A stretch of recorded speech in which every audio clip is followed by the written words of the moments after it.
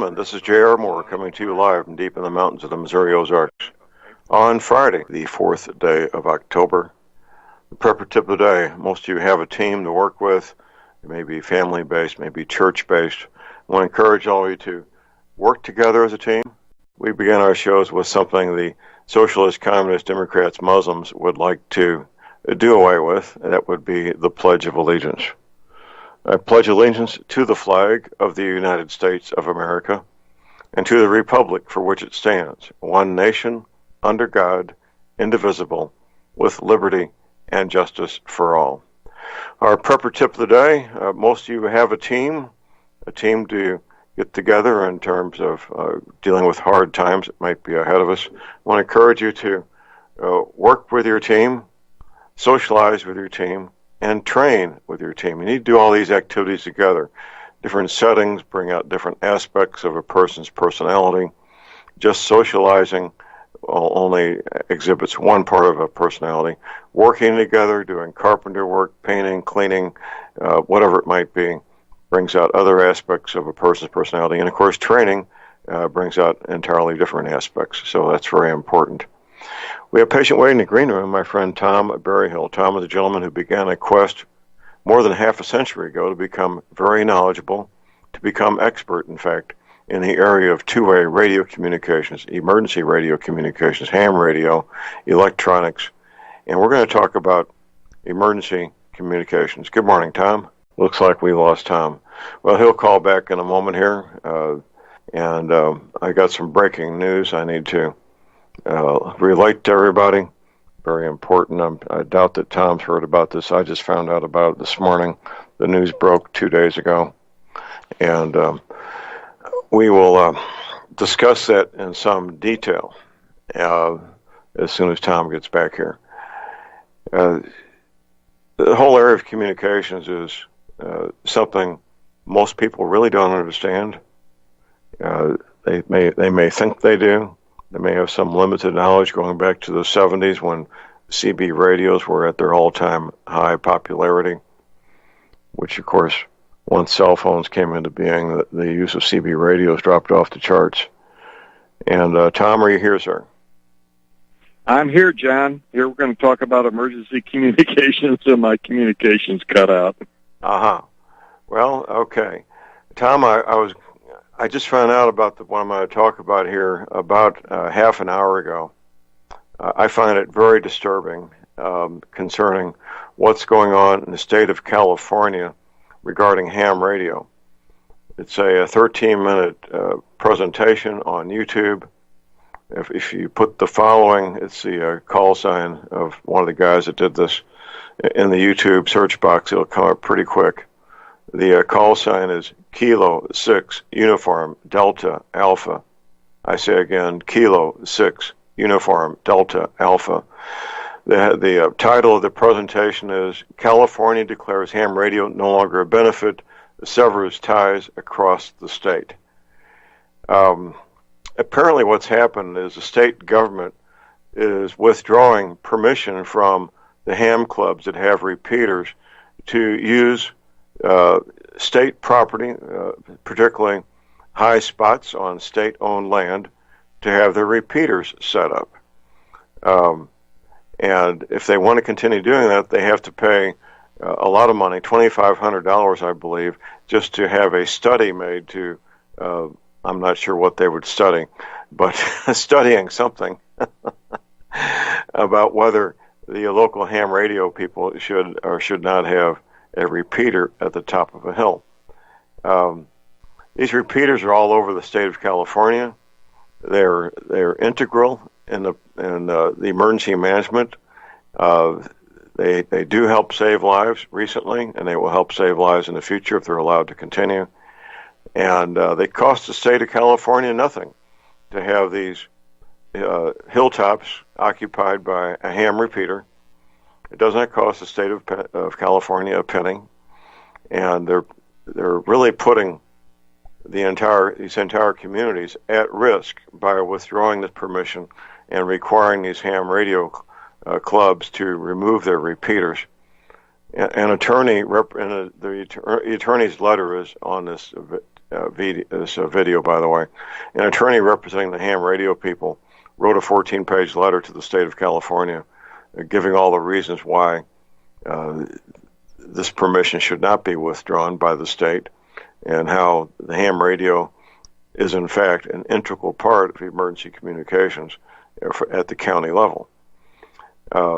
I see this, Tom, as part of the overall plan to weaken the United States in preparation for an invasion.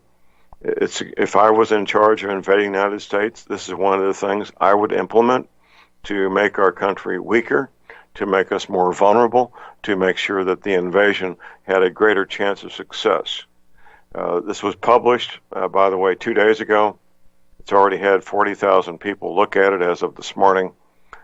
We need to spread this far and wide among the Patriot community. I'll be in touch with Dave Hodges and some of the other talk show hosts today to tell them about this. I find this very disturbing, Tom. How about you? Well, I tend to agree with you, John. I would think something like that would start in California, and I'm wondering if one of the main issues is environmental impact.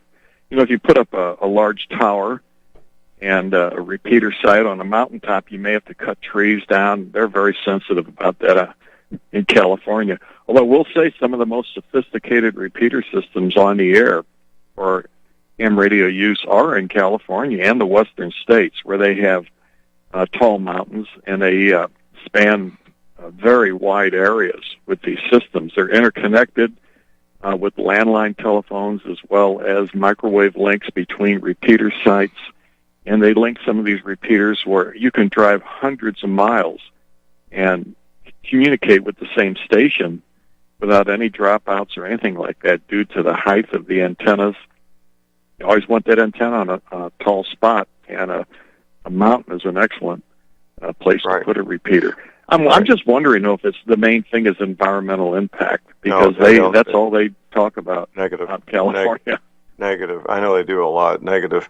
No, the woman in charge of this, she basically said it serves no useful purpose. We don't need it anymore. And I probably should watch this thing again, and will later when I get some time. But the only issue that I recall from the video was, well, we don't need it anymore, and we're just going to do away with it. So it's very disturbing, and if it's happening in California, I expect New York, Illinois, New Jersey, possibly two other states that would be critical would be Oregon and Washington State to make the entire West Coast vulnerable to invasion is what we're talking about here.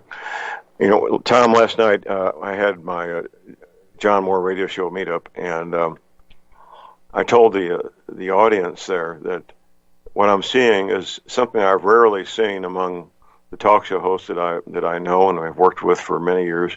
Steve Quayle, who I used to interview frequently back in the late 90s, Dave Hodges, the health ranger, Mike Adams, Lisa Haven. I met Lisa in Dallas, my friend Paul Martin. We're all in consensus that we may be looking at some very serious civil disorder, possibly invasion in 12 months. I was told last night by one of the people at the meetup is that Alex Jones is talking like he may be wrapping up everything he does in about 12 months without giving any specific reasons why. I'm sure Alex has some kind of exit strategy to protect himself and his family. And this kind of consensus is a bit unusual. It has happened before, but I think people need to wake up and smell the coffee here, Tom, about this consensus between us talk show hosts who know each other and work together. Tom, we got a caller on hold here. He's taking a break from feeding his goats down there in Texas. We got Jerry in Texas. Good morning, Jerry. Good morning, John and Tom. Let me get out of this barn. The roosters are trying to compete with everybody this morning. When you mentioned that, I wrote that down on the barn wall. But Anyway, first thing come to mind is revenue. $2,500 is not a whole lot of money, but they go that, and then on the study, and they'll dictate, well, you've got to spend this, you got to spend that, and all these different fees, and that California try to figure out every way they can to raise every penny they can. So well, they won't get. Jerry, let me interrupt you. I've been around these ham radio clubs. They don't have any money. I understand. Well, they're not going to get any revenue, and they know that. They're smart enough to know that all they do is shut this down, and they will receive no revenue. A little segue here. Tom,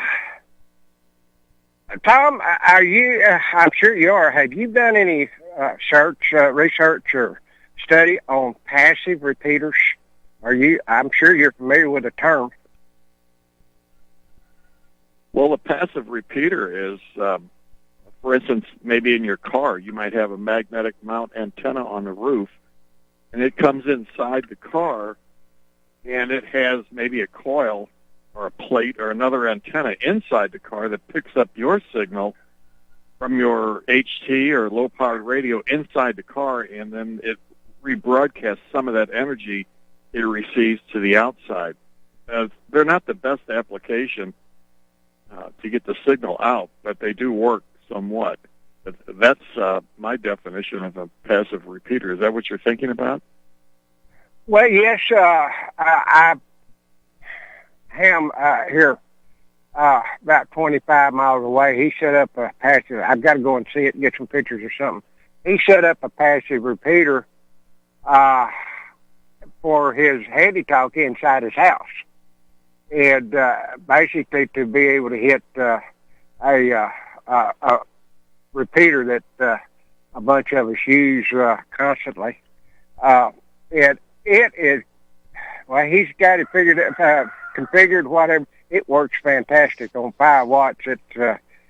It's getting out over a hill and up out of a hole, and he's hitting that repeater just fantastically. And I tried to do a little search on the internet. There's not a whole lot to be said about it. Well, another application for passive repeaters, and it's a pretty good one, is on the microwave links. If you have a tall building or maybe a mountaintop or something that's in the way of the microwave, which is very directional, they'll aim a dish at a passive repeater, which would be one dish to pick up the signal, and maybe bend it a few degrees. The signal will go through from the dish through a waveguide to another dish. It puts the signal back out, and then maybe a second one to bring it back around that mountaintop and get it to its destination. Now, there's a lot of loss. You lose a lot of the signal in these passive repeaters. There's no amplification or anything, but I know they're used on the microwave circuits quite often, and you just have to figure the path loss. That's what they call the path loss, how many decibels attenuation you're going to have to deal with for that path. But they can be used on 2 meters, 450 megahertz ham band. I've seen them done like that. What I described was a very simple one, an antenna through a piece of coaxial cable to another antenna outside the car, so it's from the inside of the car to the outside of the car. I've seen these for cell phones, and they work pretty good for cell phones. But again, it doesn't amplify anything, and there's a lot of loss because it's not a direct connection. But they will work, and if it helps your friend's situation, I say use it. They're very inexpensive to implement, so give it a try and see how it works. I'm kind of in a sweet spot, I guess, where I live. I'm able to do 2 meter simplex, and with a pretty good footprint.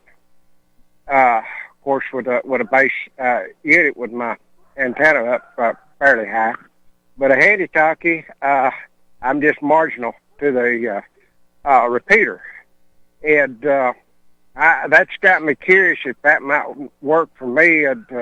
Because I use that crossband repeater, and I work the heck out of it. But if I could make something like this work, just to be able to connect with that, what we call the next repeater, it would make things a lot easier, simpler. At 5 watts with a heady talkie will break the squelch, and well, I can hold it open and talk, but it's the audible's not real good. But a lot of that's height, and I was just wondering how much loss there would be with no boosting signal out there. And you answered my question. Thanks for taking my call. Okay. Well, there's ways, and Jerry, there's ways to measure that. If you had a calibrated signal generator, and you could do this on the air without interfering with the distant station, because the signals would be so weak it would never activate the distant repeater. But you could generate a signal at a known level, amplitude, and then go to the opposite end of that passive repeater, the business end, where you're radiating a signal up on a tower or wherever it may be, and measure the signal level at that point, which can be done. There's all different ways to do it, but probably the best would be another, like a communication service monitor, something that, or calibrated receiver that would show you the level that it's picking up, and then you could figure out your path loss. You're going to have loss through the cable itself that connects the two antennas, or you're going to have loss in the path between your HT and the pickup antenna that takes that through the transmission line up to the radiating antenna. And then they're bidirectional. They work both ways. It's Friday, the 4th day of October. You've got until the end of the month to make your mind up if you want to go on a cruise with us. It will be fun. We're going to have, get together every day to discuss different matters. The same things we talk about here on the radio, except in great detail, great depth. Talk about things we really can't talk about on the radio, of course. Valentine's Day will be in the middle of it. Leon Green will be with us. It's very possible that Sam Andrews will be with his wife. It depends on her vacation schedule. We'll find out soon, I hope. Regardless, all the details are at my website at thelibertyman.com. If you don't have internet service, give our cruise director, Betsy Murphy, a call. Her telephone is 636-530-9502. I say again, 636-530-9502. We talk about emergency communications every Friday, the first hour. If you got a question or comment about that topic, give us a call at 800-313-9443. Tom, I've got the letter here in front of me that this woman working for the state of California wrote to the ham radio people. Her name's Lorena Pisi, P-I-S-I, Pisi. I don't know how she says it. It's a short letter, 3 paragraphs. She basically says, with constantly changing technological advances, there is no longer the same benefit to the state as previously provided by ham radio people, of course. Therefore, the department no longer financially supports ham radio operators' radios or tenancy. In the next paragraph, she says the application fee, they call it a technical analysis, is $2,500. Then the least administration cost is another $3,000 to $5,000, and then there's a annual rent charge to have the equipment take up space on their property. We're looking at a minimum of $7,500, $5,500, and a maximum of $7,500, plus annual rent charges. These ham radio clubs simply don't have that kind of money, on one hand. On the other, the space being provided doesn't cost the state a penny right now. All the costs are absorbed by the ham radio people. They're just taking up space on state-owned property. That's all they're doing. And this woman is not living in reality.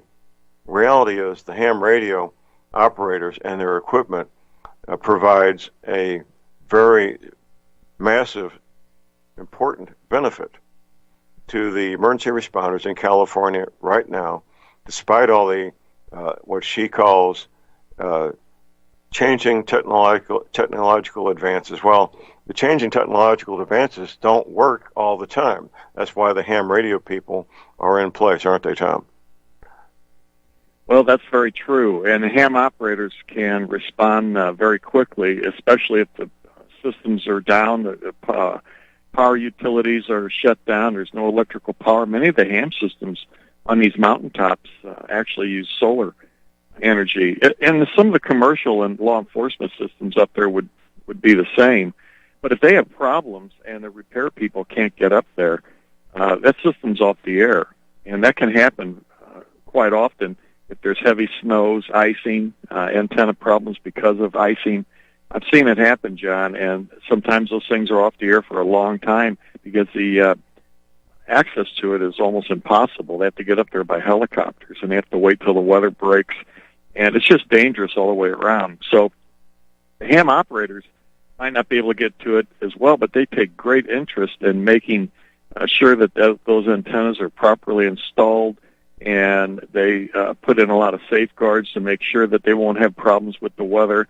And many times, they'll be the only ones that are still on the air. If they do have access to the equipment, they'll take generators up there, extra solar panels, batteries, whatever it takes to keep that thing on the air. Now, I've built several repeaters over the years, John, mostly in past years.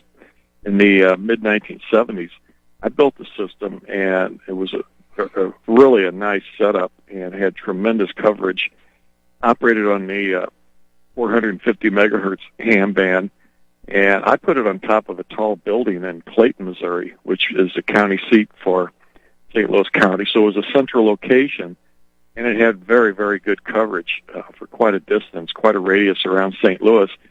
I negotiated with the building owner to get the best possible lease rate, and I just paid the rent. I just paid it. It was $40 a month in 1975. $40 a month. Then they couldn't kick you off of there unless you violated the terms of the lease. And that included electric power, and the radio equipment was in the elevator penthouse at the very top of the building, and the building the maintenance director's office was up there, so it was very nicely kept, and he was there on site every day.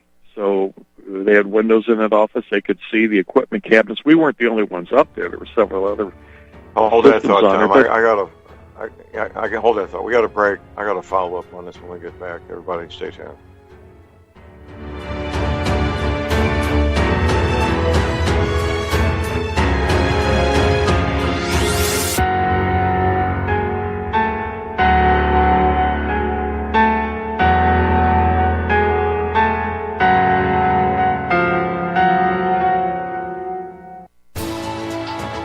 You are tuned in to the Republic Broadcasting Network. Visit our website by going to republicbroadcasting.org.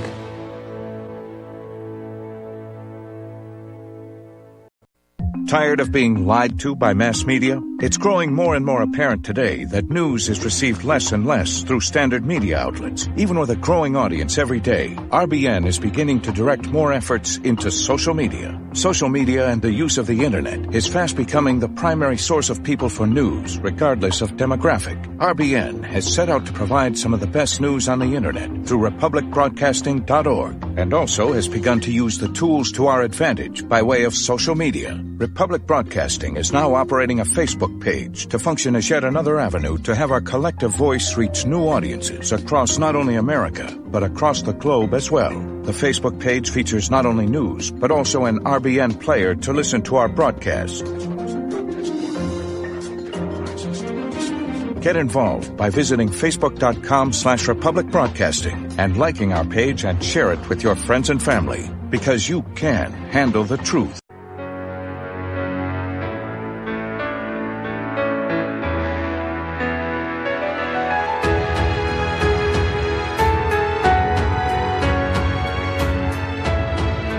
All right, we're back, ladies and gentlemen. We're back. J.R. Moore here on Friday, the 4th of October. My website is thelibertyman.com. That's thelibertyman.com. I'm at the section right now on my website titled New Coastlines as Presented in the Media. Mostly movies and TV shows, a couple of magazine articles, even a poster in a restaurant. We're now up to 55 images total. from about 24 or so of movies and TV shows. The latest one is a 1959 documentary narrated by Chet Huntley, 60 years ago. A lot of activity in 1959, it seems like. If you watch a movie or TV show and you see images of new coastlines, different coastlines, get that screen capture to me. You get your choice of any of my 6 DVDs as a thank you. It's a lot of fun. We need to keep this moving forward. Also, at my website, of course, if you got arthritis pain, you need to go to my website, look at the drop-down menu under products, and check out the energy cleaner. If you've got arthritis pain, you need to do that. You really do. It's not going to fix itself. The energy cleaner will help.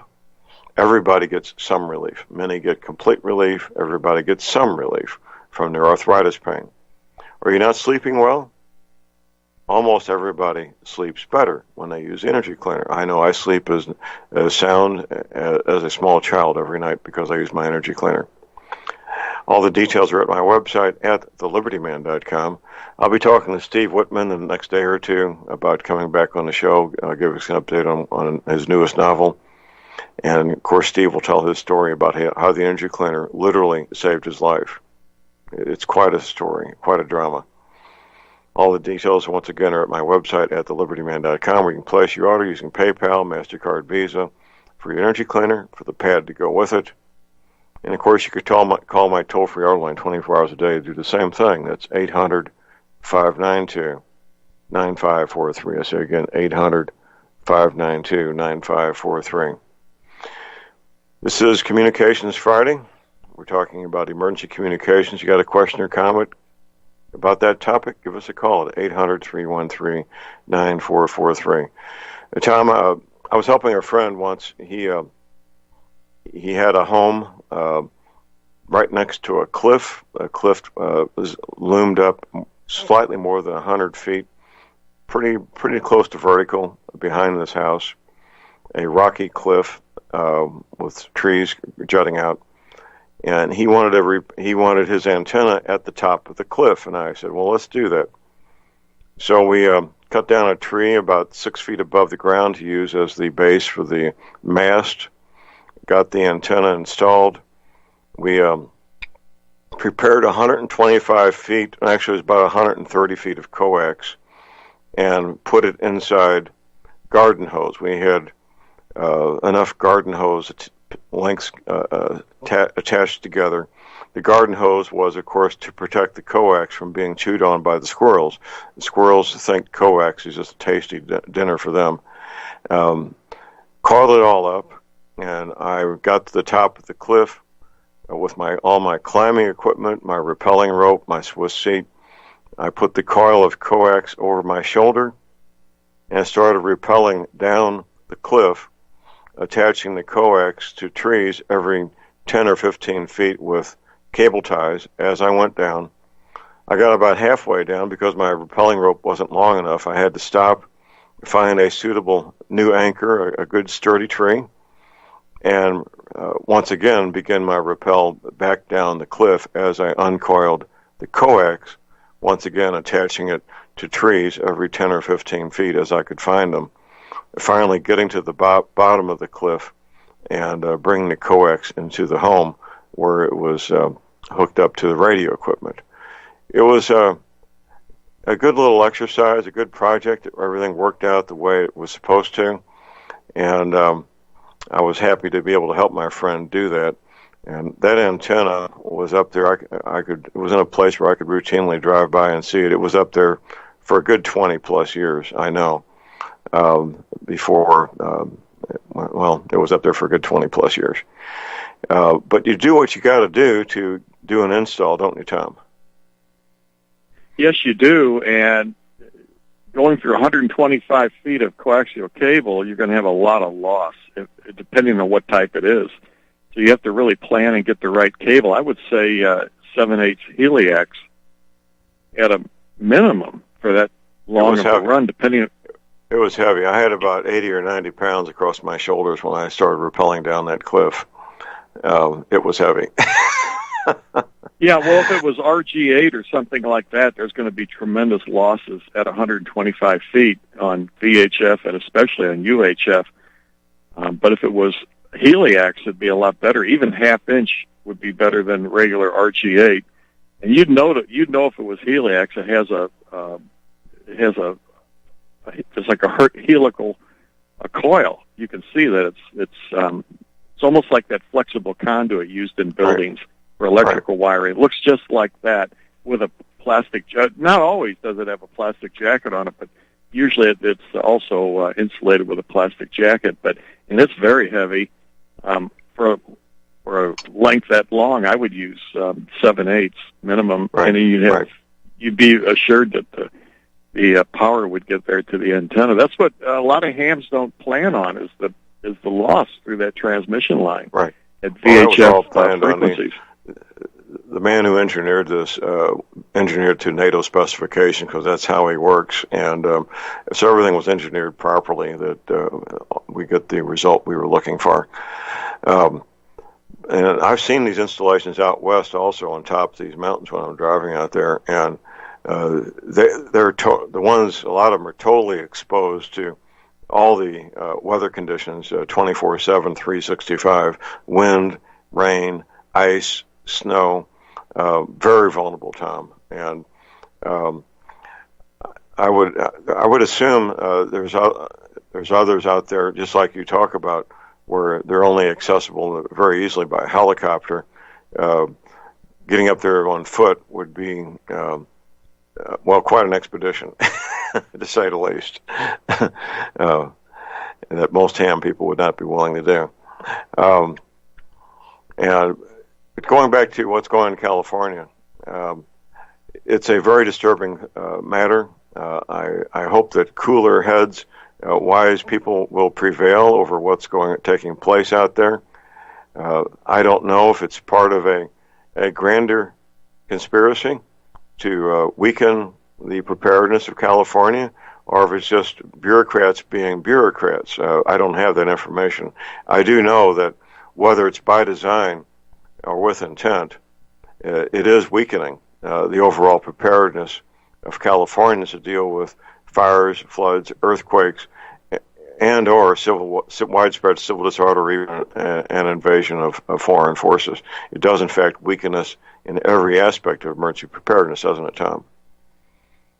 Well, it really does, and it could be a bureaucratic type of situation right now, but with maybe some other intentions for down the road. Who knows? But, John, I've always, I described that system I put on years ago, but anytime I put a system on the air, I always just paid the rent and negotiated the best lease that I could get with the longest term possible and the lowest payout, making sure that I had access to the equipment when needed for service and so on. Electric power was always provided. It didn't cost the landlord very much to run that equipment for the electric service. It'd be like leaving a light bulb on all the time. That was very minimal. But the main thing was they were always worried about what kind of antennas would be on the building, how unsightly they would be, and so on. But when you have a lease and you get it for the longest term possible, you know what you're dealing with. You have it in writing. But these deals where they let the hams put the antennas up there and it's a free situation, you don't have to pay, and you're piggybacked on somebody else's tower and so on, that's not the best situation as far as I'm concerned, because they can kick you off of there at any time. Although a lot of those mountaintops are state-owned property, and you have no other way around it. I don't know what the lease arrangements were for these systems that are up there now, but it doesn't sound good to me. John, this is exactly why I always promote portable-type radio equipment on the HF bands. You don't worry about repeaters and things like that. Even the 6-meter band would be good for a lot of that. But the HF bands would give you coverage over that entire region without using repeaters. Now, it does take more operating skill to do this, but in trying times, if there were major outages and situations like that, these portable backpack-type HF sets would be the way to go. You would have coverage over that entire area with just a few watts of power on each radio. No repeaters, no big antenna systems to worry about. You could set up portable operations as needed, and then backpack radios along with that. It would give you wide area coverage, in some cases national coverage as well as international, but for certain it would be regional coverage without those repeater systems. But it is a little bit more costly to implement, and it takes a little bit more technical savvy to make them work. But aside from that, it would give you the desired coverage without worrying about these mountaintop repeaters. I know here in Missouri, the state has HF single sideband and data capabilities. They have been putting these systems in every county for many years now, and I'm sure by now every county probably has a system like that. They probably have obtained grants from FEMA and so on. Who knows? Other state grants maybe, but they put these systems in, and most of them are licensed at 1 kilowatt of power. So they're very serious about what they're doing. And if all their local systems are down, they could use these HF systems to still communicate from point to point with no other infrastructure. Most of these county courthouses or sheriff departments will usually have a backup generator, and they could run this equipment and still communicate. So, John, I think I mentioned it on your show several weeks ago, but I noticed the Missouri Department of Transportation set up at Interstate 64 and Highway 141 going north. Right there in that southwest corner, there's a building up on that hill. They have an HF system there at the Department of Transportation. Right. Now, I'm telling you, they're putting these things in everywhere because they know that if these VHF systems go down with all this interconnected, sophisticated networks, if they go down, there's nothing else available, and these HF systems will carry the load. That's what they're doing. They will. Well, knowing the ham community as I do and as you do, Tom, what they'll do out there in California is do workarounds, and what we'll end up with is probably a system that doesn't need these repeaters, or there'll be proprietary repeaters in places that the state can't do anything about it. But I think what we'll end up with in California is more reliable ham radio communications than we've got right now.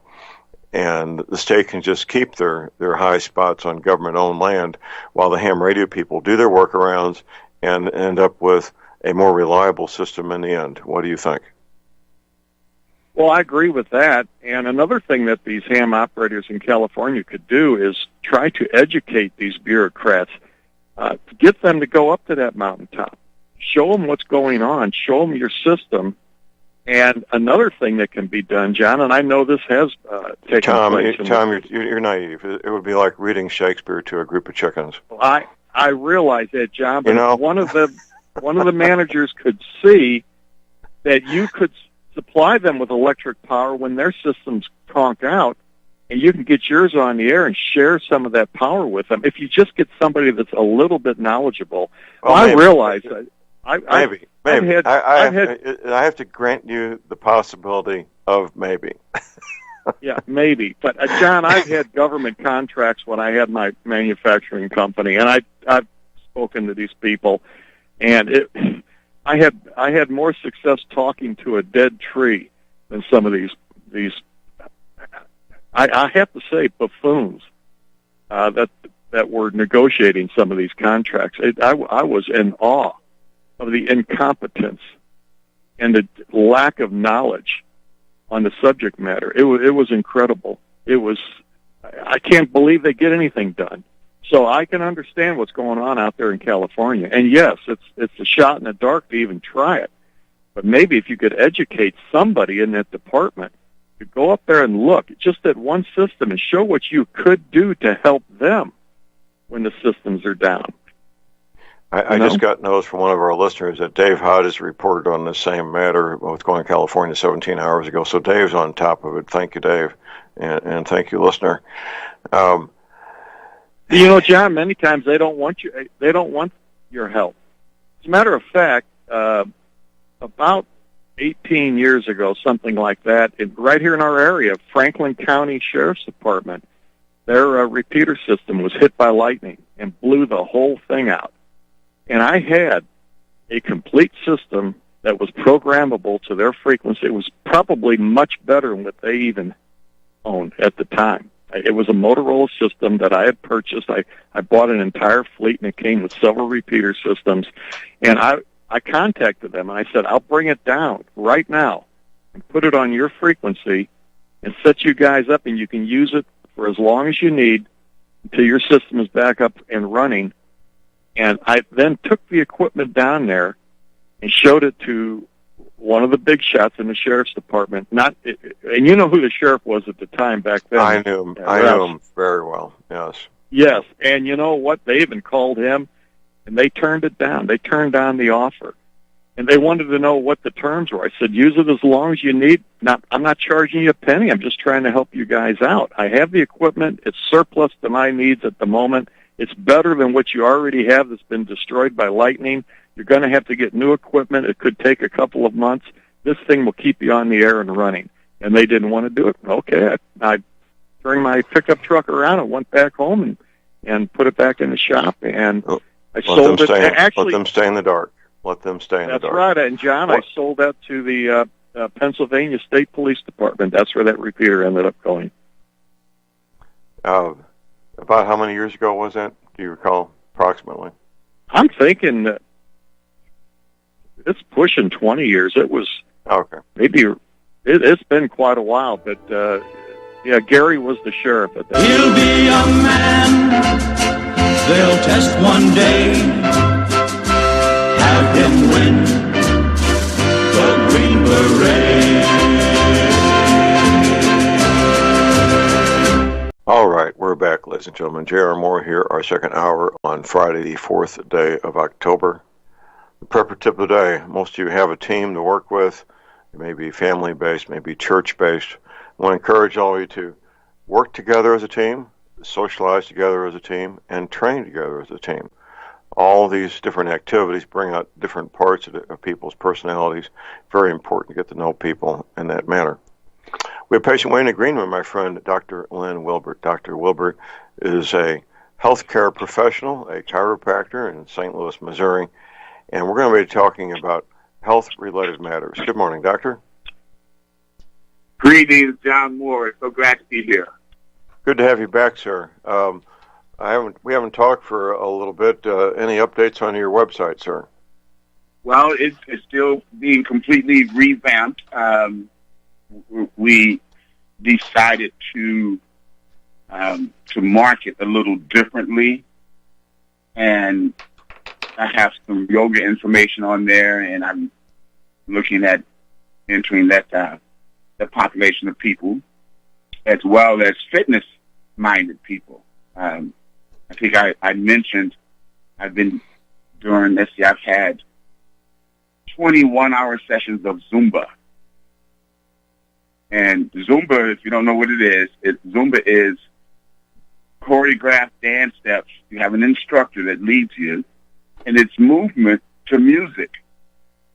And if you don't think it's strenuous, just go to a Zumba class. I remember the first time I did it, it was on a Friday morning. And so Saturday morning, I go to the refrigerator to get some juice, which is on the top shelf. And I couldn't raise my arm to the top shelf, as if I had started a strenuous workout program, of lifting weights and bench presses and curls and stuff. Sometimes it'll happen if you go at it too hard, starting back up or starting afresh. And I'm puzzled. I'm going, why? What did you do?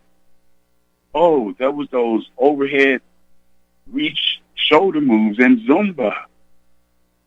And I'm saying to myself, oh, my goodness, what am I in for? So since then, I've had another 19 one-hour sessions because I pretty much got hooked on it because it helps my golf swing. Believe it or not, it helps my golf swing.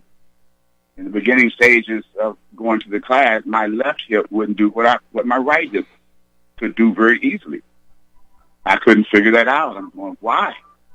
Why is that happening?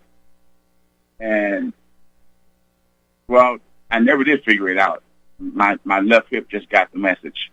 And that's what it does. It increases the electrical signal that goes from brain to body and body to brain. So you wouldn't think that the most important signal, electrical signal in your nerve system, not nervous system, it's not a nervous system, it's a nerve system, just like you have a circulatory system. Right. And so the signal that goes from body to brain is more important than the signal that goes from brain to body. Now, when I ask this question of my client, most of them don't get the right answer, because you would think, since the brain runs the body, that that's the most important signal, the one coming from the brain to the body. Simply not true. Not true. And here's why. Hold on just a sec.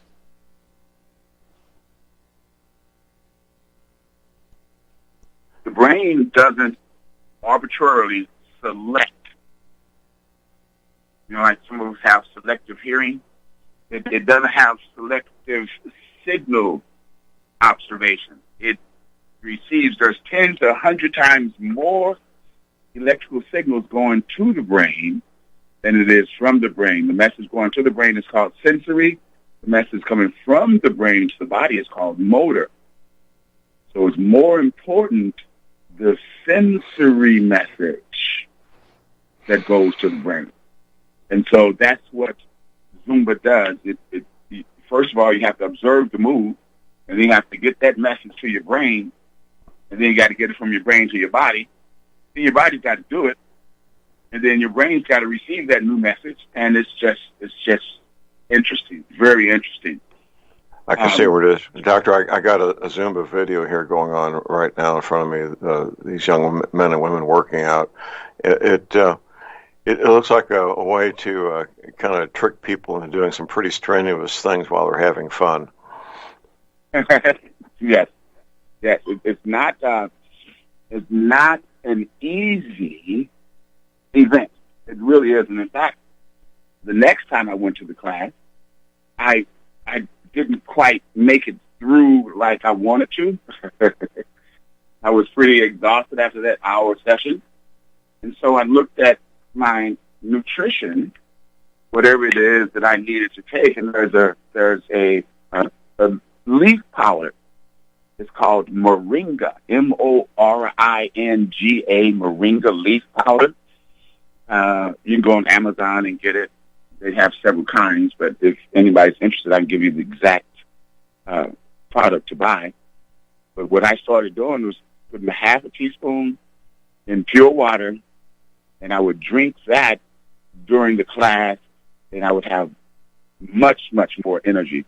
Moringa leaf is probably the most powerful antioxidant on the planet. I've been doing some research on it, and it is a wonderful product.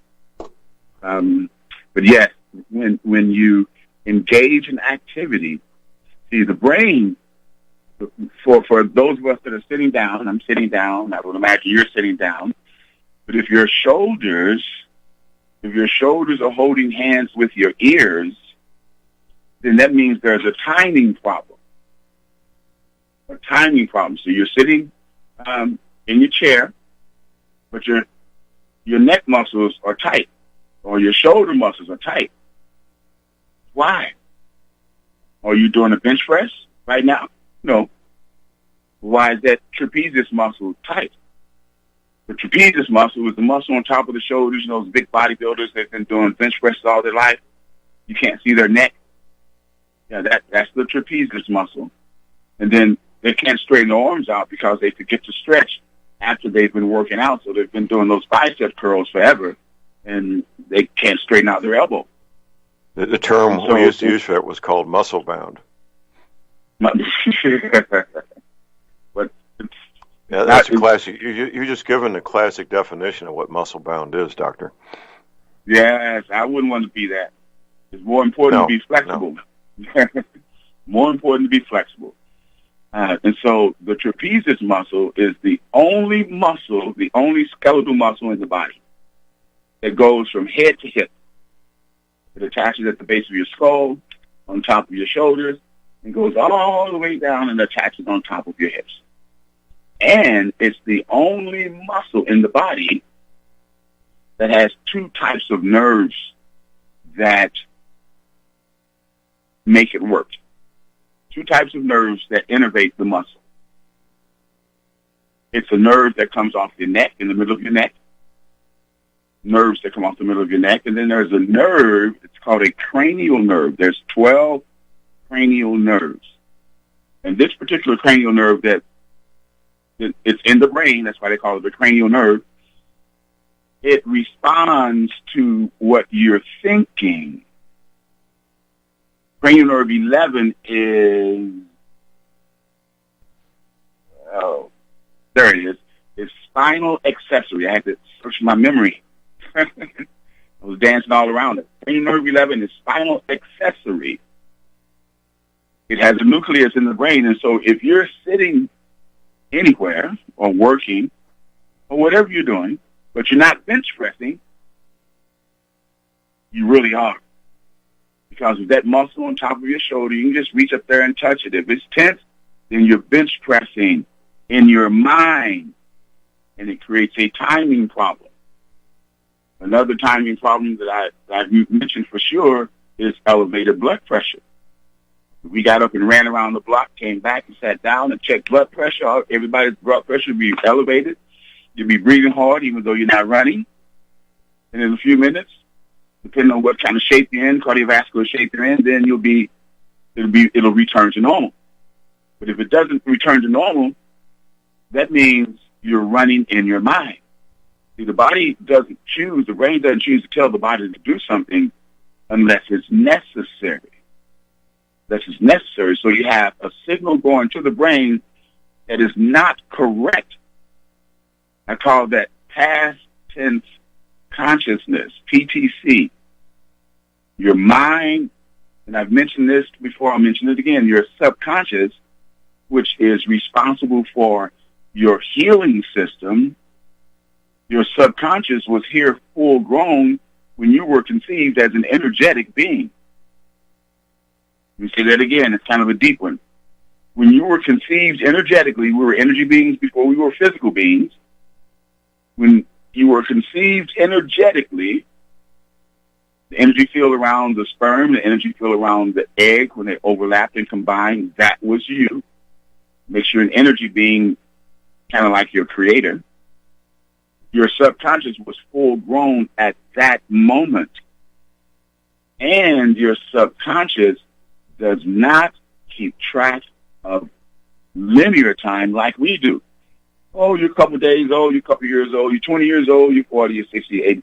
Your subconscious has no idea how old you are. The same moment that you were conceived, all past tense moments, this moment, and every future moment until you expire the physical body, the subconscious thinks it's all the same moment. That's why we call it accumulated interference in the signal, in the nerve signal, accumulated interference in the signal going from brain to body and body to brain. And so on the website, we're starting to market not a condition that you have, because whatever condition you think you have is the body's perfect response to what you've done up to this point.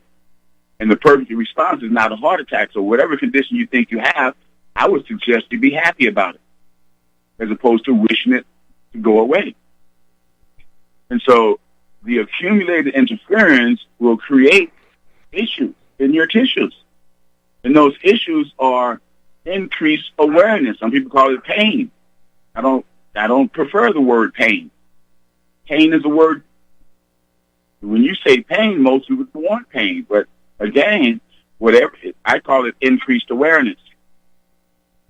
Increased awareness. Your body, which is the perfect messenger, has managed to get your attention in some part of your body Doesn't matter, back, neck, shoulder, head, doesn't matter where it's at. It got your attention. Say, hey, your lifestyle needs to be modified and you need to do something different in order for me to respond perfectly to what you've done. Now, if you're not listening to me, I'm going to tell you again pretty soon. It's like that noise in your car, you hear it, and then it goes away. You don't hear it anymore. Yeah, right. It didn't go away. It didn't go anywhere. Cars can't fix themselves like bodies can. That noise is still there. Your system in the automobile was just able to make some kind of adaptation, and then you think, oh, it was just my imagination. The next thing you know, you got twice the problem. Well, the body's kind of the same way. When you ignore the message that is sending, hey, modify your lifestyle. Change lifestyle.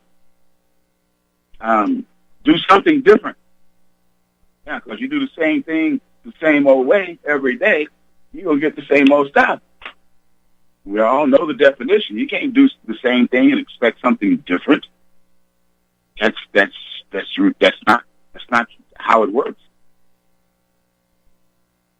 So when the brain receives a message from the body, it goes, body, you're telling me some nonsensical things. You want me to believe that you're bench pressing, you're sitting at your computer? I'm not going to pay no attention to you. I'm going to go ahead and get about my other business. No, it's not what the brain says. It doesn't evaluate the signal coming from the body. It responds to the signal. Let me say that again. The brain responds to the sensory signal that gets to it by way of your spinal cord. That's how it gets there, your spinal cord. And at the very top of your spinal cord is your brain stem. Your brain stem is located right beneath that hard bone at the base of your skull. And everybody's walking around putting tension on their brain stem by looking down at their mobile devices. Hello? Yes. You're putting tension on your brain stem like that's a good thing. I'm an injury prevention specialist, John, for a company out of California. We do back safe and sitting safe training. And one of our clients here in St. Louis is a sitting safe environment, Wells Fargo, downtown. And I was getting ready to do, no, it wasn't Wells Fargo. It was Purina. I was doing a back safe training for Purina. They have a research and development department downtown where that big red and white checkerboard is on the building. Right. Yes, that's Nestle Purina. They own 65 acres and 13 buildings over there, and I never knew it. I've been in St. Louis most of my life. And so when I was getting ready for the meeting, I'm waiting for everyone to come in, and it's not quite time to start yet, so I'm just there. And everybody sitting around the table was looking down at their mobile device. Now, a 90-year-old person, a 95-year-old person, gravity begins to take effect on the spine if they don't remember to stand up straight every day. Most of the time, the neutral posture, the neutral head posture over your neck is the best for you to keep your attention off the brainstem in order for the signal to get there clearly. Get involved by visiting Facebook.com/Republic Broadcasting and liking our page and share it with your friends and family, because you can handle the truth.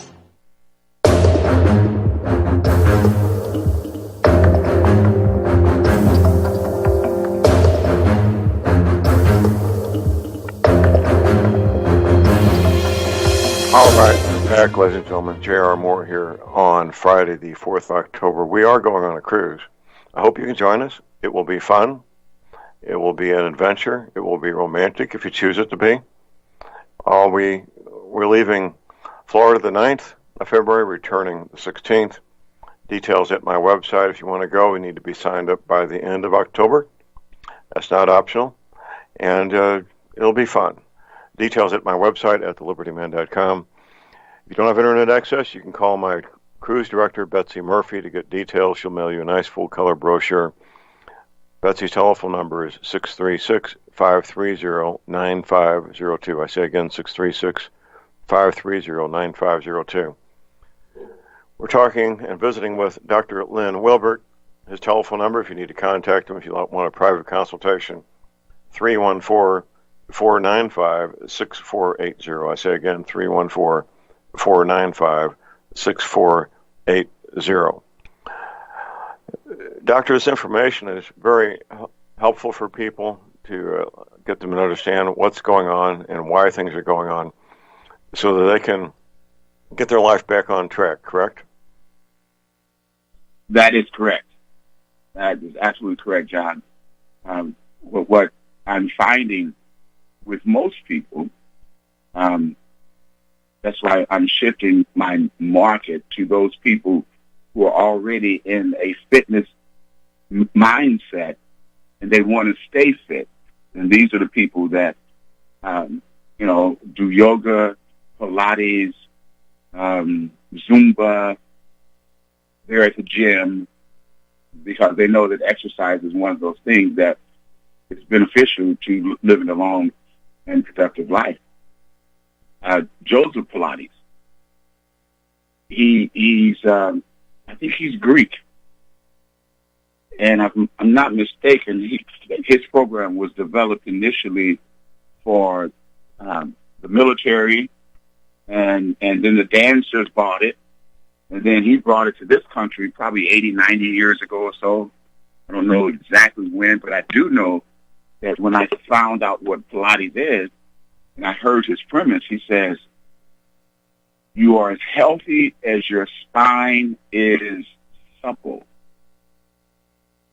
You are as healthy as your spine is supple, meaning is your spine flexible or is it stiff?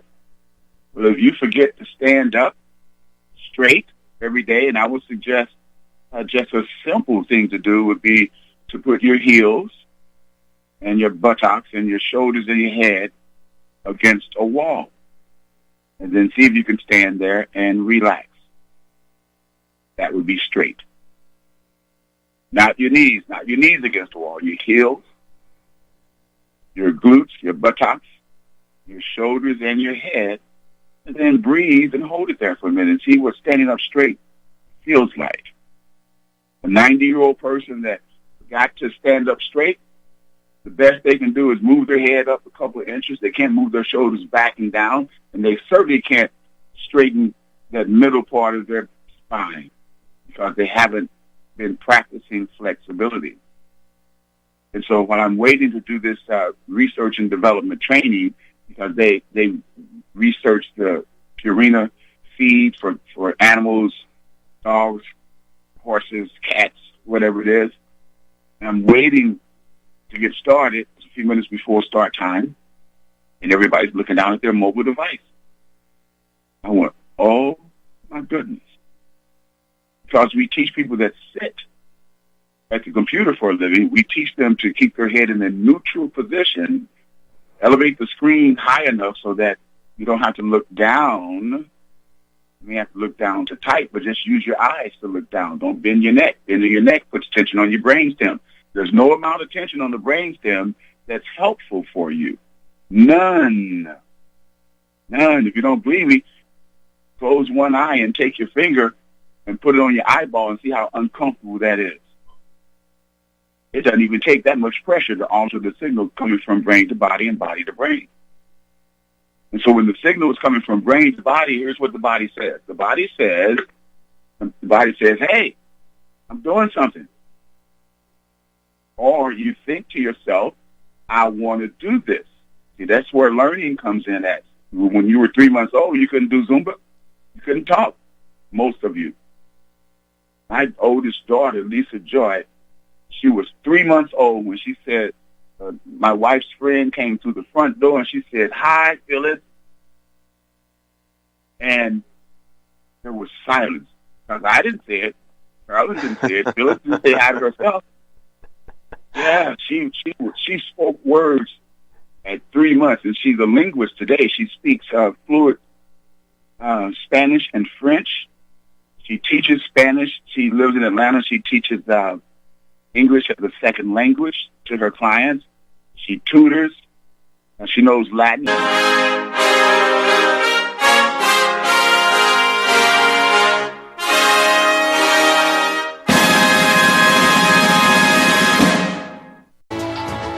You are tuned in to the Republic Broadcasting Network. Visit our website by going to republicbroadcasting.org.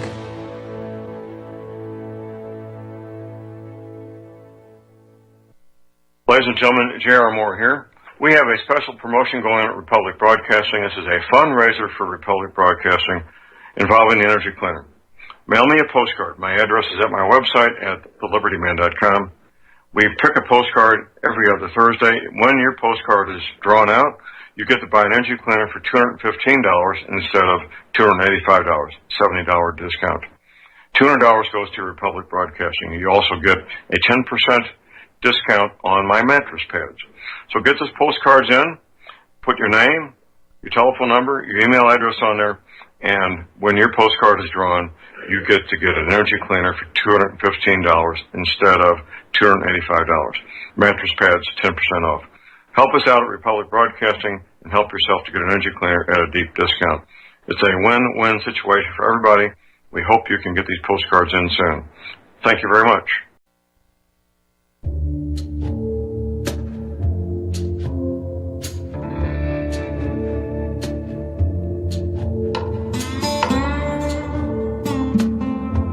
All right, we're back, ladies and gentlemen. J.R. Moore here on Friday, the 4th of October. We have new things at my website. The Turnkey Hobby Farm for sale. This is in my area, it's about 2-3 miles from my driveway in my zip code, the Davisville zip code. The only hobby farm in my zip code for sale that I'm aware of. It's ready to go. A friend of mine owns it. He's a contractor. He and his wife built this place to be their dream home. And then they decided they want to live closer to their adult children, about 100 miles away. So they're putting a dream home up for sale. It's beautiful. We got an article by Mike Adams in the same row there. I think it's very important that people read what Mike's written. Mike's one of the good guys, and he's done a great job with this article talking about what's coming at us. And, of course, if you have arthritis pain, I have something at my website that will help you. It's called the Energy Cleaner. I'm shipping one out today to one of our listeners. I got a bunch in stock, ready to be shipped, one for you if you need one. If you have arthritis pain, back pain, joint pain, you need an energy cleaner. If you're not sleeping like a small child every night like I do, you also need an energy cleaner. $285 shipping included at American zip codes. Keep in mind the following. I offer a 90-day money-back guarantee. That's what I do for me to you personally. Details at my website where you can place your order. You can PayPal, MasterCard, Visa. You can mail me a check. My address is there. I have a toll-free order line 24 hours a day. Don't try to call me. You won't get me. 24-hour order line only. 800-592-9543. I say again, 800-592-9543. Visiting with Dr. Lynn Wilbert, my personal physician. If you want a private consultation, you'd like to become a client of Dr. Wilbert, he's in my hometown, beautiful St. Louis. Give him a call at 314-495-6480. Doctor, I went ahead and while you were talking, I ordered 2 pounds of moringa, and I'll take delivery Monday or Tuesday, and I'll be trying it out, sir. Did you get the organic? The organic, absolutely. Yeah. The organic. Organic, yep. Organic VEDA. Okay, good. Yep. Perfect. Yes, indeed. It is a phenomenal product. Again, I've only been personally experiencing it for a couple of years. But this is the purest moringa available, and it's made in India. I have a good buddy. Well, actually, he's the one that's working on the website. You know, we're just redirecting our marketing focus. He and his wife are computer experts, And on occasion, his wife has sent, for 1 or 2 or 3 months assignment overseas, India, Dubai. They have offices all over the world. And so this one particular time when they were in India, for about 3 months, actually, he met the grower of that moringa you just ordered. He met the grower, and that's the best moringa on the planet. There's others that are not as good, but it's still moringa. There's a website called Mercola. Dr. Joseph Mercola, Mercola. Mercola is he has the largest non-medical website on the internet. And he also is into moringa. In fact, he lives in the suburbs of Chicago, and he says, I love it so much that I tried to grow it. He said the problem with that is that it grows like a weed. And so it grows so fast that you have to have the facility to harvest it, because that's how fast it grows. And he says it's not worth it. Just buy it. Just buy it. But it has an extremely powerful alkalizing effect. And I've talked about alkaline and acid, and I can talk about it from now for a long time. But that's the benefit of modifying your lifestyle, especially what you take in. The food that you put in your body is extremely important. Extremely important, because without the proper fuel, you don't have the proper raw materials that is necessary for what? Survival. Necessary for healing.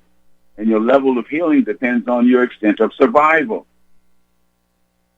And so once you start to modify your lifestyle, you don't have to wonder, you don't have to ponder over the fact of the benefit.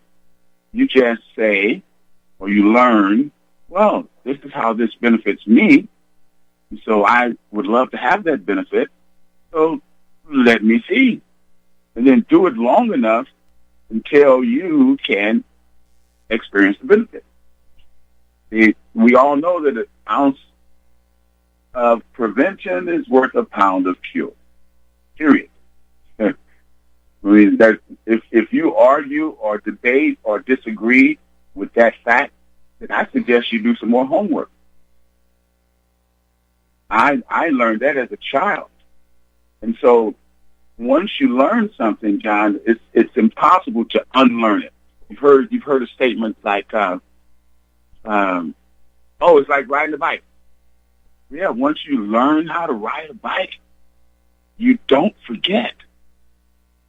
You have that pathway etched in your nerve system that helps you remember how to ride a bike. Well, it's the same way for everything else. Once you learn what your nose is, and once you learn to speak, once you learn to walk, you cannot unlearn. You cannot act on the opposite of what you learned. Let me give you an example of how the brain works. And I didn't know this when I was raising children, because I would have done it. I told my daughter, I said, Lisa Joy, if I were to raise you guys again, I would never tell you no. And she looked at me sideways. She said, Dad, that's not how you raised us. Oh, no, like this. Sure wasn't. When you came along, we were rookie parents.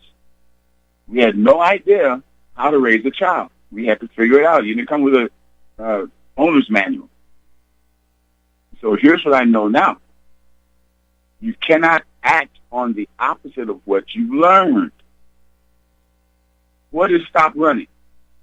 It's called walking. Okay, good. So you have children that are running through the house, and you say, stop running through here. Boom, they come back through again. Then I tell you to stop. Boom, here they come again. If you don't stop, you're going to hurt yourself. Boom, here they come again. Please stop running because I'm going to knock you out in a minute before you kill yourself. Boom. And then finally you say, look, I told you over and over and over again to walk through this house. Oh, no, you didn't. That's the first time you told them to walk. You told them to stop running. No human brain, especially that brain that's developing, even on into adulthood, adult human brains do not comprehend no, or don't, or stop, or quit. Here's a perfect example. Don't think of a pink elephant. Too late, you did. Everyone within the sound of my voice thought of a pink elephant. Well, no, I didn't. I didn't think of a pink elephant. Well, how'd you know I said it? How'd you know I said don't think of it? For you to repeat it back to me, that means you heard it. If you heard it, you thought about it. Now, I don't know about you. I've only seen a pink elephant in cartoons. I don't think they exist. But that's my point. If you tell someone, don't do this, stop treating me this way. Oh, I don't want to do this. I should have did this. At the end of the day, you're shoulding all over yourself. Should have this, should have that, should have this. No. No. No. The last person to talk about me is me. I resigned from the talk bad about Dr. Lynn Wilbur club. Right. I used to be president. I used to scold myself for things that I didn't get done. And then I learned that that's not what you're supposed to do. What part of judge not did you forget? Yeah, the judge not part. In this case, I was judging myself. We're not qualified to be judges. No, I don't know anybody. Well, I've got some potentials on the list, some wise elderly people, but that's not for me to judge. And so your subconscious cannot think, it cannot judge, and it cannot reason. Let me say that again. Your subconscious can't think, judge, or reason. So if you have a thought and it goes from conscious to subconscious, your subconscious goes, okay, we're going to make this happen. We're going to make this happen. And it doesn't ask you, well, why do you want to do that? Oh, that's stupid, Lynn. Well, I'm not doing that. None of that happens. Your subconscious doesn't think, it doesn't judge, it doesn't reason. It responds perfectly to every stimulus you give it. That's called lifestyle. A simple concept is every thought affects every cell. You got hundreds of trillions of them. Depends on who you talk to. Every thought affects every cell. Every time, even those silent, soft thoughts that you can barely hear, you think those cells are not listening, eavesdropping on your thoughts? Yes, they are.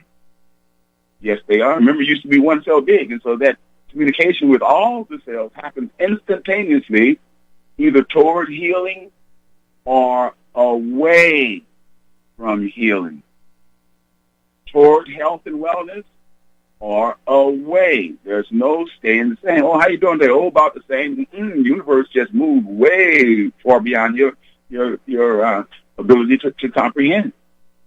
So since you're part of the universe and it moved way over there, you think you're in the same space that you were yesterday, this last moment, 10 moments ago? No, you're not. You're in a different space. A different moment has gone by. How did that moment affect your healing? Again, it's either healing or not healing. And so once you get enough accumulated interference in the system, which threatens your existence, your survival, and your ultimate survival is heart happy. You've heard this before. Happy wife, happy life. Heart happy, you still be here. And the brain knows this. It has a contract with the heart. Say, heart, I'll get anybody to do anything just so you can be happy. And that's where we think, most of us, that's where we've been duped into believing that the body can do something wrong. You go to another human called a doctor, and you say, "Doctor, what's wrong with me?" Well, you automatically got one foot in the hole because you think something's wrong with you. And then now you're going to put your other foot in the hole and ask somebody that didn't build a body, ask someone that had to learn how the body works to the best of their ability, and you're going to ask them what's wrong. There's nothing wrong. My client said, "Well, what's wrong with me, Dr. Wilbur?" Let's go back to that conversation we had when you first started. There's nothing wrong. Your body responds perfectly to the stimulus. Our organism, nervous system, brain, all the other systems, circulatory system, endocrine system, all of those systems started from one cell.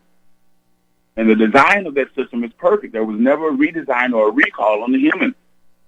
It's perfect from the beginning. It's perfect now. The only thing that contaminates it is our stinking thinking. So it's taken me over 30 years to come to the conclusion that we are perfect manifestations of imperfect thinking about anything.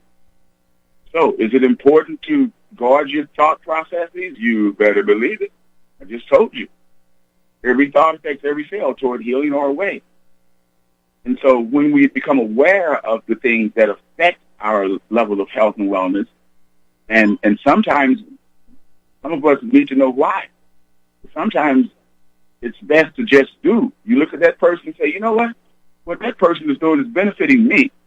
I think I might want to do that." See, you haven't figured out why yet, but you see the benefits from just observing that person.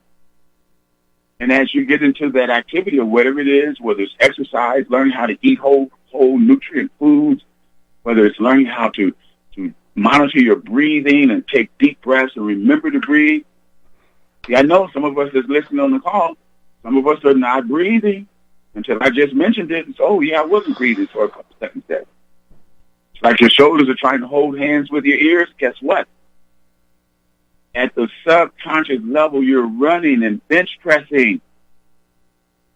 If your blood pressure is elevated at the subconscious level, you're running from the bear. Remember I said the bear called SEIMO, SEEIMO, subconscious, emotional, emergency, imaginary, memory override.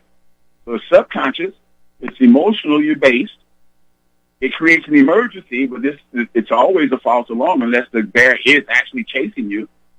It's imaginary. You're imagining something that's called worry. The biggest misuse of your imagination ever is to conceive something that hasn't even happened, and it doesn't make you feel good when you conceive it. Why are you doing that? If the thought doesn't make you feel good, change the thought.